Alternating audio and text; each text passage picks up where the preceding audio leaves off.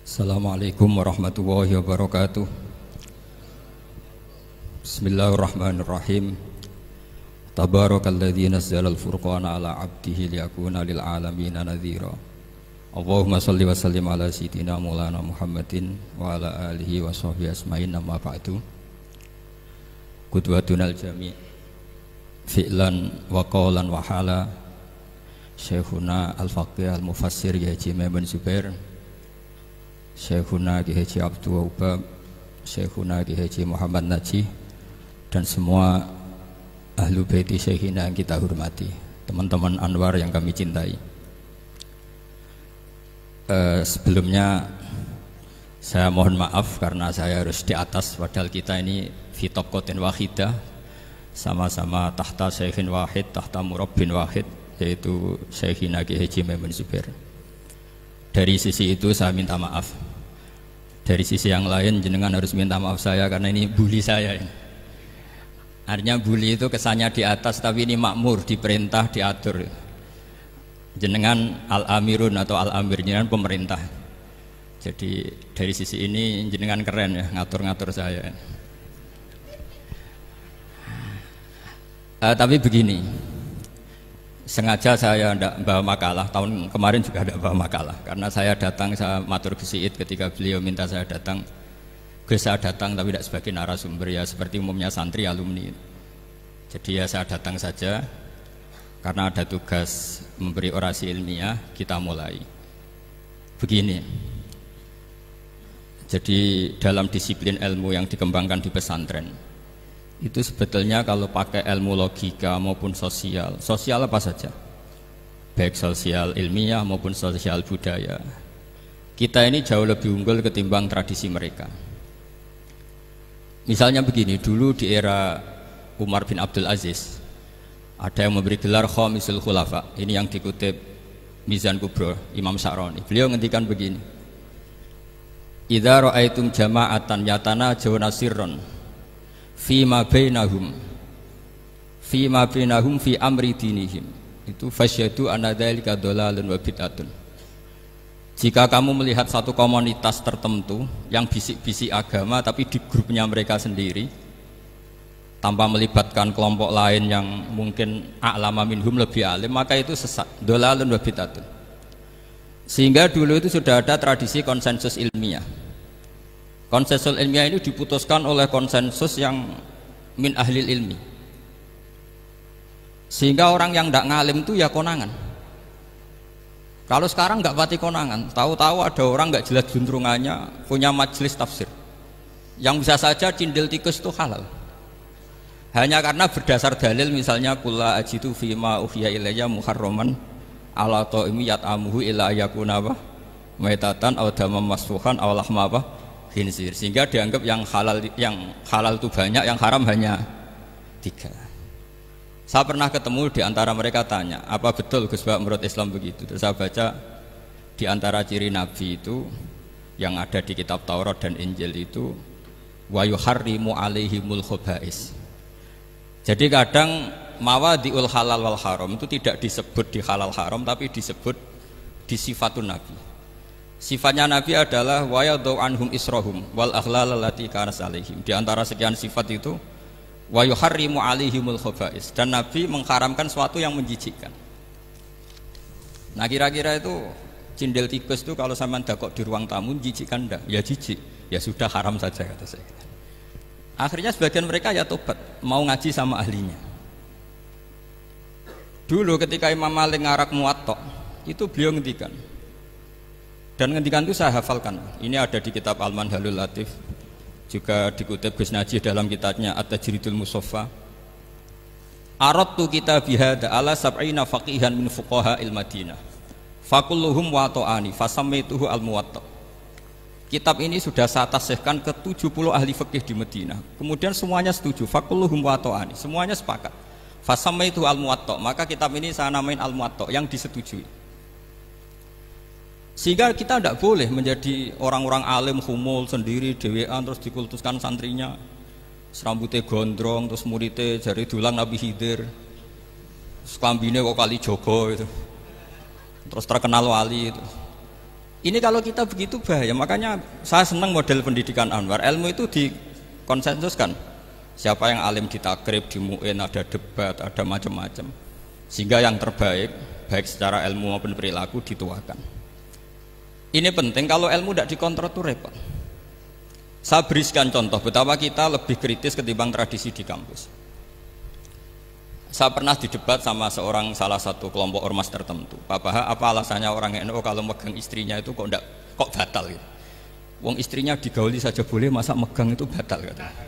Terus saya jawab, kamu tahu definisi mahram? Nggak tahu ya. Mahram itu orang yang haram dinikah. Yang haram dinikah itu ya ibu, anak, bule, ponaan. Yang haram dinikah itu namanya mahram. Justru istri itu namanya ajnabiyah, orang lain. Makanya boleh nikah. Jadi statusnya istri itu orang lain ajnabiyah, sehingga boleh dinikahi. Kalau mahram malah nggak boleh dinikahi. Mereka akhirnya sadar, oh ternyata selama ini keliru. Membahasakan istri mahram itu keliru. Ya terus akhirnya dia jadi Syafi'i dadaan tadi. Pernah juga ada seorang kiai yang kepikiran mau mengharamkan atau menganggap ada fidak kalau orang haji itu rokok. Rasanya kalau kata pakar-pakar kuetar itu cengkeh itu wangi. Kalau cengkeh wangi berarti kalau haji rokok itu artinya pakai apa? Wangi. Itu hampir saja deal. Karena ya memang cengkeh itu wangi. Kemudian diingatkan sama kiai yang lain. Anda berani fatwa kalau orang Jumatan sunat ngerokok karena pakai pewangi?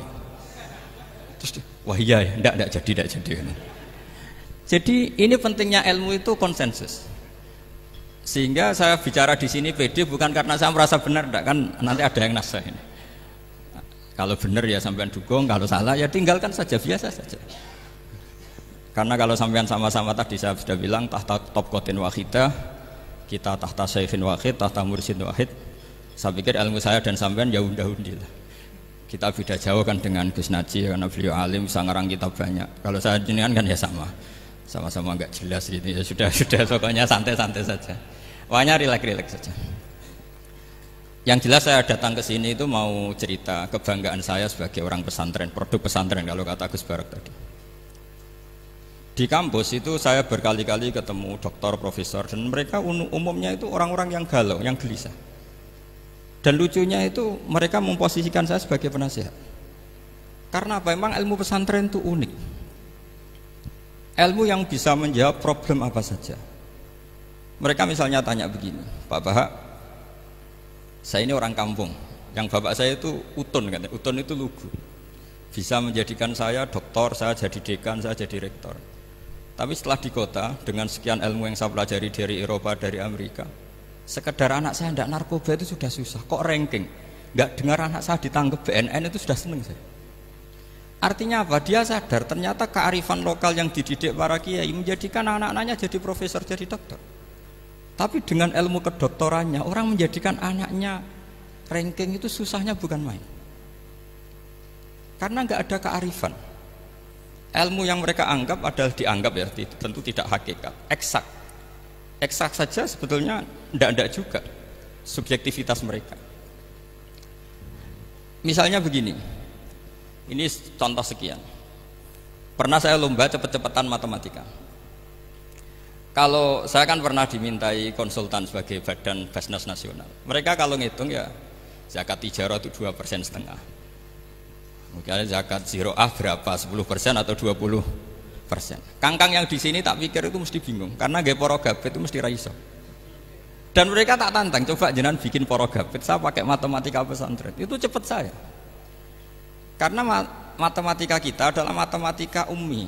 Ummi itu orang Arab, ummiyin. Gak usah diterjemah apa, sudah ummiyin saja.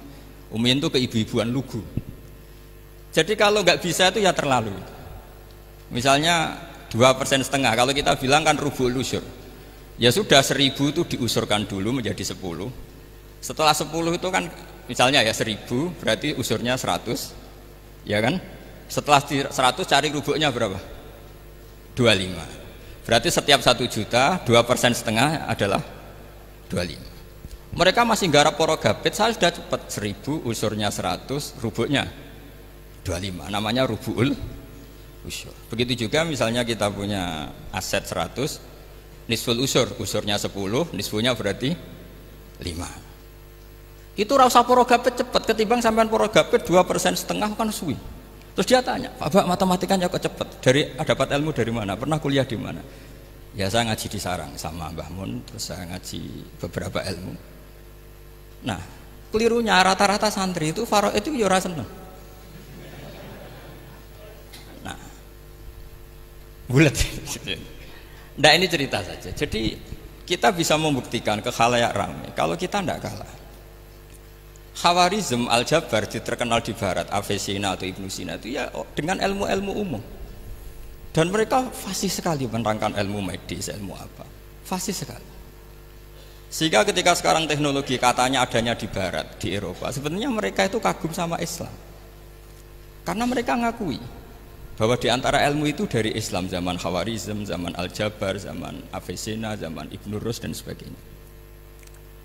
Saya beri sekian contoh dan ini saya bilang tanyakan ke orang kafir yang paling inat, paling lajab di dunia. Tanyakan ayat ini, pasti artinya seperti ini. Yaitu ketika ada fenomena likuifaksi, tentu kalau di Jogja kan ada grup ilmiah. Mereka tanya saya, Pak Bahak, apa ada teori manusia itu ditenggelamkan di bumi? Yang teori, bukan kasus, bukan peristiwa sejarah. Kalau peristiwa sejarah kan ada korun. Saya ditanya gitu terus saya jawab, Aamin tuman fis sama ayakhsifa bikumul ardo fa idza hiya tamur. Apa kamu merasa aman di dunia sementara pengendali langit, man fis sama itu pengendali langit. Ya siapa saja, bisa malaikat atau bisa Allah, man sing kudratu fis sama, itu ahli tafsir beda pendapat. Yang enggak beda yang enggak pernah nafsiri gitu. Jadi yang enggak beda karena enggak pernah nafsiri. Ayakhsifa bikumul ardo, bahwa bumi ini bisa ditenggelamkan. Fa idza ya tamur, ya memang bumi itu bisa meleleh. Terus saya memberi sekian argumentasi. Kalau kamu katakan justifikasi ilmiah karena kadung Islam dan kadung pegangan Quran, mungkin Anda akan bilang saya ini justifikasi, nyari pembenaran secara syariah. Tanyakan ke ahli lughat yang non muslim, maknanya ayat itu tetap seperti itu. Begitu juga misalnya ayat wal ardi dzatis sodq, dan bumi yang berkarakter bisa retak. Sodqun itu retak. Dulu kita hanya punya contoh, misalnya biji-bijian jagung yang lembek, yang lemah, dan bumi yang keras, atau ketela atau bengkoang itu. Ternyata dengan segala kelemahan ini, biji-bijian ini bisa merekah, dan buminya yang ngalah memberi ruang. Dulu ulama hanya nyontohkan tadi, misalnya kalkhinto apa saja yang bisa bumi mengalah dengan proses tumbuhnya tanaman. Tapi itu kan qaulul mufassir. Kenangan saya ngaji Yai, makanya saya bangga sekali sebagai murid beliau. Saya memberi gelar beliau Al-Faqih Al-Mufassir. Faqih betul karena beliau putra Abu Zubair yang ma'ruf bil fiqhi. Dan Al-Mufassir beliau itu murid Said Alawi yang ngarang takriran Faidul Khabir itu dengan Habib Muhsin Al-Musawa ini. Ini penting, sanad kita ini penting, dan kita insya Allah sebagai murid tidak akan merusak sanad itu. Dan yang merusak sanad itu gurunya alim, baik guru alim terus kita bodoh, itu merusak sanad itu. Saya masih ingat didawi Mbah Mun, wong jagoan merusak sanad. Ibnu Hajar Al-Asqalani ngalim-ngalimi wong, di murid Zakaria Al-Ansori, beliau di murid Ibnu Hajar, terus di murid Fathul Mu'in. Jadi kiai nak ra di murid ngalim yo isin katanya. Nah kita berlomba-lomba supaya gak ngisin-ngisinin apa kiai. Ya ini kan kompetisi.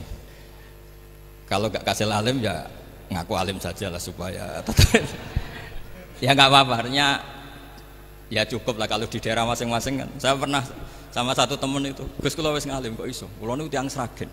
Urip kula teng kaki Joko Samudra. Jadi kok kula ngeten iki pun alim. Ketika dia nakal dan pengurus nyurati orang tuanya, memberitahu kalau anaknya nakal, dia tenang saja. Tak tanya, kenapa kamu tenang? Bapakku buta huruf.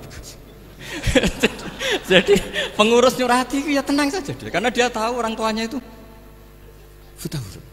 Kok nikmat huruf kok gue nggih, saya nak jer. Ya tapi insya Allah barokatuh Syekhina semua itu tetap berkah.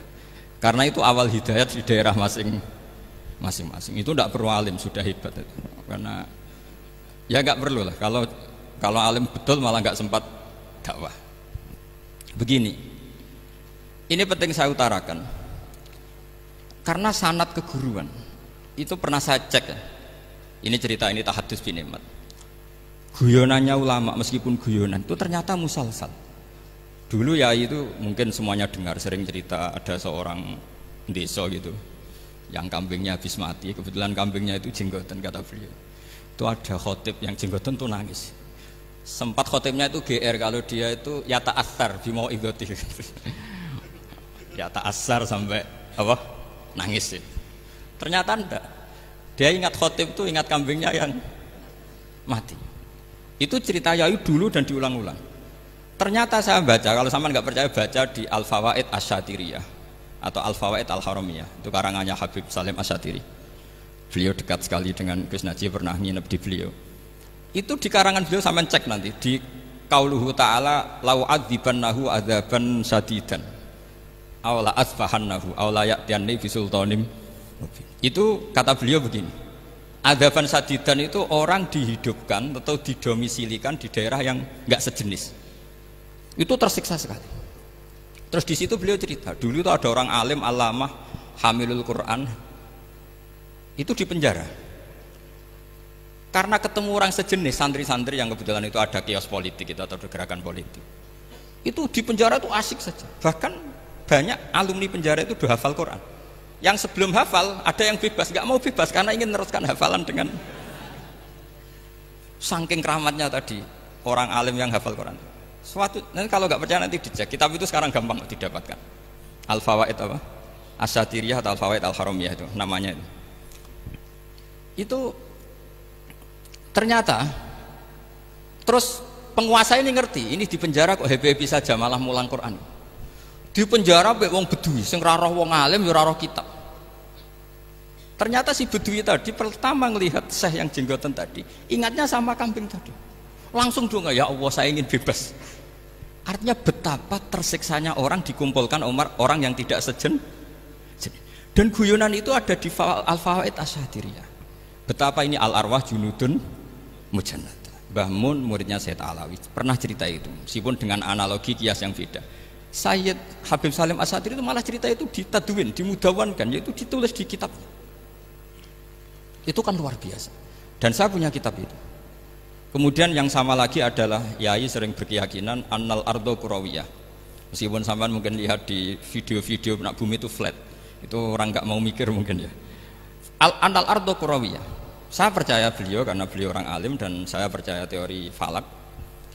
Kemudian saya cek di tafsirnya Imam Habib Satiri tadi di ayat watarol jibala tahsabuha jamidatan wa hiya tamurru marras sahab. Kata beliau annal ardo kurawiyah wa anna hadhil ardo tamurru kal jibal atau tamurru mamarul jibal marul jibal. Ketika dia ditanya apa alasannya, watarol jibala tahsabuha, kan ada kata tahsabuha. Tahsabu itu hasibah yahsabu husbanan. Kalau sebagian lughat hasibah yahsibu husbanan. Nah, itu sekarang kata beliau itu sekarang. Kenapa itu sekarang? Idlah husbana hunaka. Kan ada mufassir yang mengatakan tamurru marras sahab itu nunggu di akhirat. Wa tarol jibala tahsabuha jamidatan wa hiya tamurru marras sahab. Marras sahab itu nunggu nanti di akhirat. Tapi kata Habib Salim Asyatiri tidak di dunia. Idlah husbana hunalika itu akhirat maksudnya. Di akhirat husban itu artinya kan nyongko, ngiro. Di akhirat semuanya itu ilmul yakin, ainul yakin. Jadi kalau tahsabuha pasti di dunia karena adanya husban dugaan hanya ada di dunia. Lagi-lagi muwafaqah bainahu wa baina Habib Salim Asyatiri. Dan di situ detail sekali. Cara beliau nulis tafsir, pengalaman ngaji sama Sayyid Alawi, tanggalnya. Begitu juga saya dulu ngaji sama Yai banyak sekali, diantaranya yang saya syukur sekali yaitu tadi ulumul Quran. Dulu di MGS yang ngajar Faidul Khobir beliau sendiri, dan kita syukur sekali. Jadi ini pengalaman-pengalaman kita sebagai murid, sebagai penerus. Terus ketiga begini, ciri khas samahah atau samahan. Ini saya meskipun tidak bawa makalah, saya ini baca sekian takbir. Kenapa guru-guru kita di Indonesia itu menghindari tema-tema ekstrim atau tema-tema keras? Saya pikir di sini masyhur sekali, beliau sering ngendikan zada khusyu'an zada jalan, kita hanya nirukan saja tapi tidak ikut menvonis. Karena kalau kita serius, terlalu serius ngendikan hukum-hukum yang serius, nanti kejadiannya begini. Ini saya baca takbir ini dari kitab Ibnul Qayyim di I'lamul Muwaqqi'in an Rabbil Alamin dan dari kitab Nasaihul Ibad.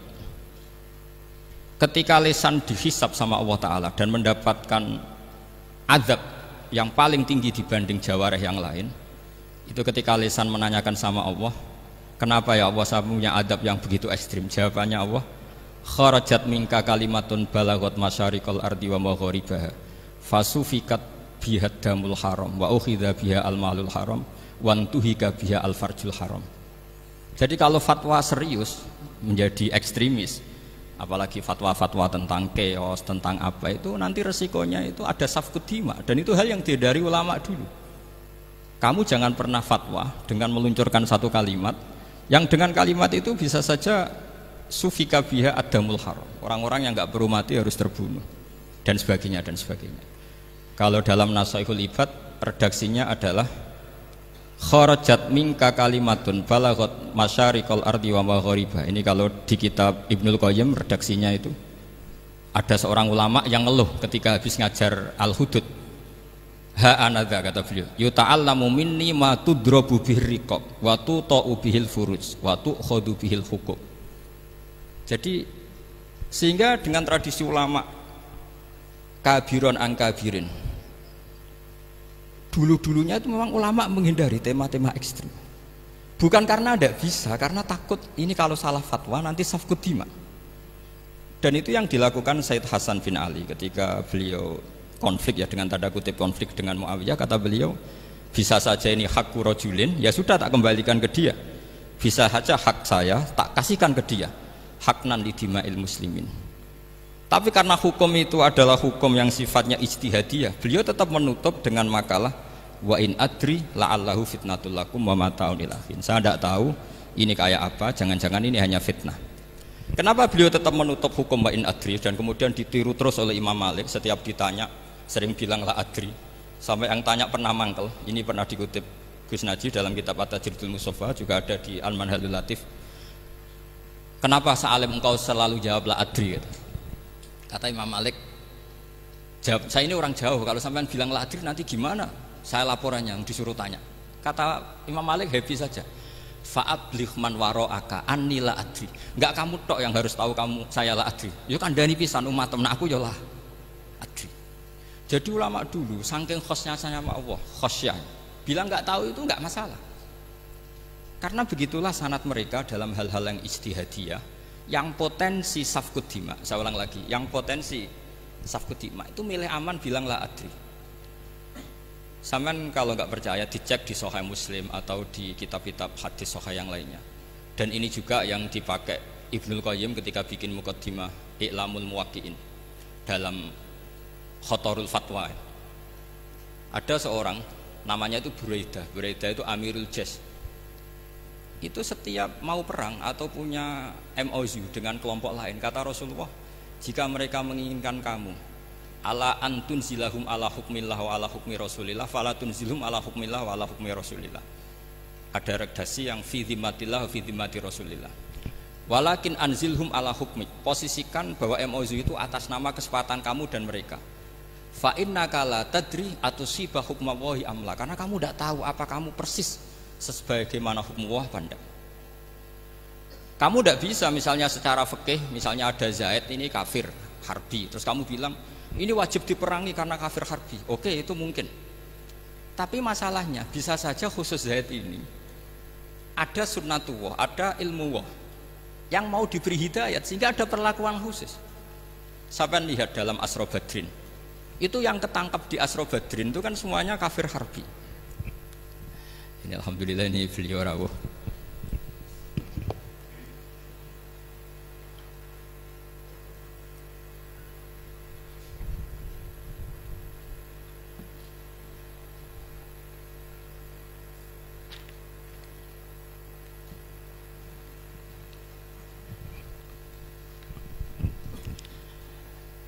Kalau terusakan itu di Asra Badrin itu kan semua yang ketangkep itu adalah orang-orang yang dulu kafir harbi. termasuk mimpinihim ada Said Abbas. Tapi ketika itu jelas-jelas pernah kafir harbi ikut perang Badar. Ini pentingnya muqabalah. Apa Abu Bakar usul dimaafkan, Umar usul darbur riqab. Apa tanggapan Rasulullah sallallahu alaihi wasallam ketika masaluka ya Abu Bakrin masalu Ibrahim. Qala faman tabi'ani fa innahu minni wa man asani fa innaka ghafurur rahim. Wa masaluka ya Umar masalau Nuh. Qala rabbil la tadzar alal ardi minal kafirina napa dayar. Dan apa yang dilakukan Rasulullah? Beliau memilih pendapatnya Abu Bakar. Dan apa yang terjadi? Said Abbas dan beberapa sahabat menjadi Islam. Wa hasuna islamuhum. Artinya gini, jadi betapa dalam menganalisis satu hukum sosial, karena ini manusia, saya ulang lagi, karena ini manusia itu susah sekali. Makanya dalam banyak hal sikap-sikap Rasulullah itu dipandu oleh Allah. Tentu ada ayat laisa laka minal amri syai'un aw yatuba alaihim aw yu'adzibahum. Makanya saya mohon sekali ini para santri, khususnya santri alumni Anwar, mohon belajar itu tafsir Munir itu detail. Karena di tafsir Munir itu misalnya ada ayat tertentu yang mengkritik orang kafir tertentu, fitil kalwaqiah gitu. Di situ ada kejelasan fa aslamu wa hasuna islamuhum. Misalnya wasfir nafsaka ma'al ladzina tuna rabbahum bil ghadat, terus wala ta'du'anaka anhum turidu zinatal hayatid dunya. Terus beliau menerangkan orang-orang ini yang dulu angkuh enggak mau ta'alum sama Nabi karena enggak mau jejer sama du'afaul muhajirin dan du'afaul ansor, itu akhirnya Islam dan wahasuna Islam. Saya kira demikian. Nanti monggo bareng-bareng istifadah dari Syekhina Najih. Dan saya syukur sekali karena mendapatkan naskah At-Tajridul Mushaffa. Saya sinau buhot itu banyak di kitab-kitab fikih, tapi saya mengenang dari yang dikutip beliau tentang Imam Malik, tentang buhot in kharaju ala misli Umar bin Abdul Aziz. Terus ketika siapa itu Ibnu Qasim tanya, fa illam yakun mislah, kata Imam Malik, ya dakhum gitu. Dakhum yantaqimu wa min dzalimin bi dzalimin. Summa yantaqimu min kilaihima. Jadi sikap-sikap dari Syekhina, dari para ulama-ulama kita yang sabar ngadepi umarok yang macam-macam, itu adalah sikap dari guru-guru kita, musalsal ila Rasulillah sallallahu alaihi wasallam. Ini penting saya utarakan karena jangan sampai kritis kita sampai menjadikan bangsa ini keos. Kalau keos nanti safkut dima, tentu itu yang enggak diinginkan Sayyid Hasan bin Ali, dan beliau dapat gelar dari Rasulullah, inna ibni hadza la sayyidun wa la Allah yuslihu bi baina fi'atin azimatan. Saya kira demikian, dan bareng-bareng monggo istifadah dari Syekhina Najih.